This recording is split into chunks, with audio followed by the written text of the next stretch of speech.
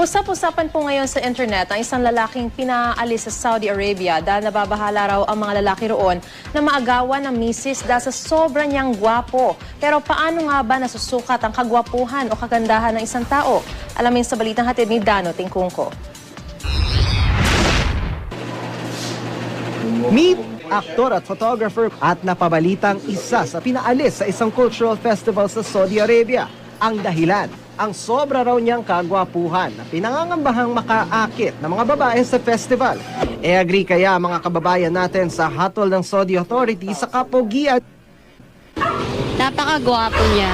Mukha naman siyang mukha siyang hindi threat sa Saudi. Gwapo. Bakit? Bakit gwapo? Lalaki, mata niya. Oh. Oh. Anong meron sa mata niya at nasabi ninyong lalaking lalaki siya? Isa sa nakakadagdag ng sa lalaki yan eh.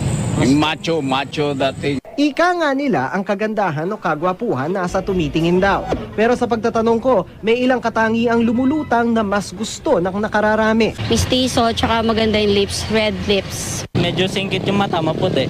Symmetrical or proportional yung mukha niya, mas nakikita mo siya na malusog.